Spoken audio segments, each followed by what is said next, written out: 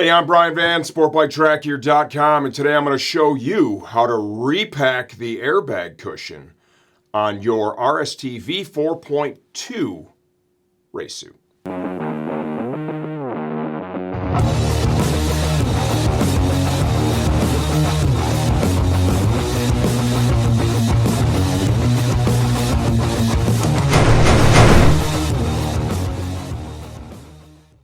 Okay, you'll know it's serious when I'm getting my glasses out so I can actually see what I'm doing. You've deployed your airbag, you need to repack it. The first thing you're going to do is you're going to want to remove the liner, which is fully removable, from your 4.2 suit. There is a zipper at the end of each sleeve along with one metal snap. You'll want to go ahead and loosen that up on both arms.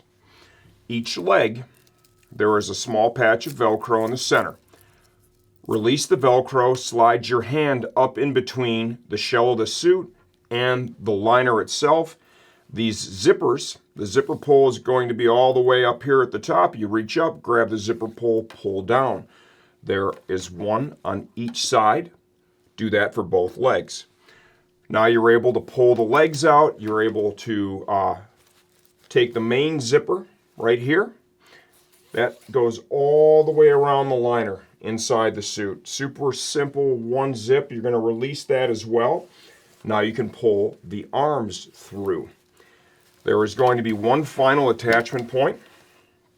There is a zipper at the very back of the liner in the seat area. You're going to want to release that. Now the liner comes all the way out of the suit. Once you have the liner on the bench, you're going to want to take your In&Motion box and you can just go ahead and push on the tab. It's going to release that from its holder. Grab this zipper, open it up, grab onto your canister here and pull on it to release it from its mount in the back protector insert. Now here comes the important part. To get the connector off, I want you to hold onto the yellow portion, then grab with your thumb and your index finger the black portion of the connector and put a little pressure down on the yellow piece, and then you push up on the black piece, spring loaded, and that's going to release it like so. Okay? Can you zoom in real tight, Clark? You're going to see there is a locator tab right here. So you can only plug this in one way. That's going to line up with the channel on the canister itself. Go ahead and when you're ready to plug it back in, you get that lined up, and all you have to do is push on the yellow part until you hear an audible click. That thing is spring loaded all on its own. When you push down on the yellow portion, it's going to jump into place. The most important thing with any connector like this, you never pull on the wires ever. Anytime you're going to put any pressure on it, everything is done with the connector itself. Put all the pressure on the plastic, none on the wires. Your canister. Grab the airbag cushion by the blue ferrule and go ahead and unthread your canister.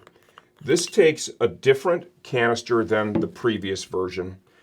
The plug is different, so the other one, even though it would thread in, it is not going to be able to plug into the suit.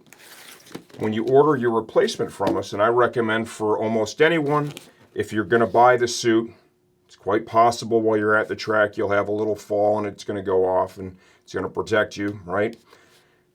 You're going to want to repack it and get back out there. You should have this in your toolbox. This is going to come with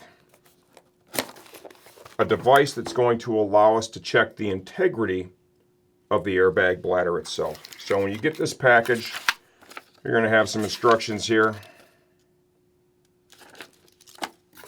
You're going to have a replacement canister here.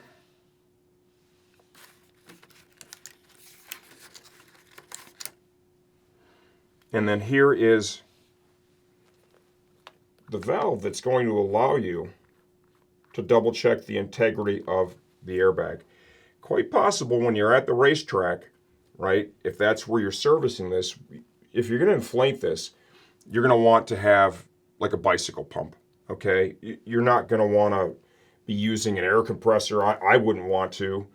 You know, maybe one of those like small Ryobi things, you know, maybe that would be okay. If you don't have anything like that available, you know, and you certainly, you know, you don't want to, you know, overinflate this thing and create an issue, you know, oftentimes I'll be totally transparent with you when we're doing it with Max's suits, and I've repacked his numerous times.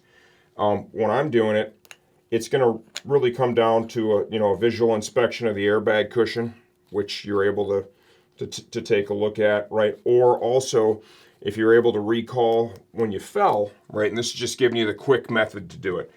If you're able to, when you fell, recall, did it take a minute for it to deflate, which it should. If it took a minute for it to deflate, the integrity of the airbag, you know, you can make assumptions that it's not good, or that it's good and you're good to go, just replace the canister. Best practice, 100%, right? If you have the bicycle pump available, is to thread this in, pump it up. You can see the airbag inflate, you can see it's holding air, and then you 100% know you're good to go. The reality is sometimes when you're in the field, you just don't have that available to you, okay? Your replacement canister, you can see, right? It's lefty loosey, righty tighty. Just thread that in, and just with hand pressure, there's a seal here at the end of it. What I would do is I would plug this back in before I push the airbag canister back into its mount. Once you get that done, boom, make sure everything looks good here.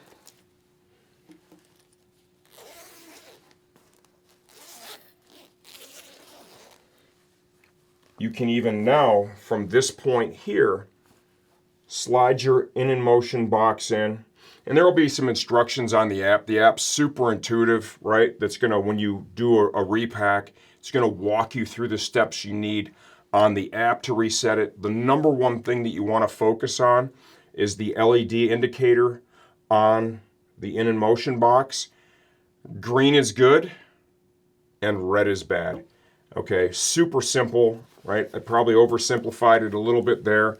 Use the app as a tool as well to help walk you through this procedure. At the end of the day, it's very, very user-friendly, right? They did a great job with this.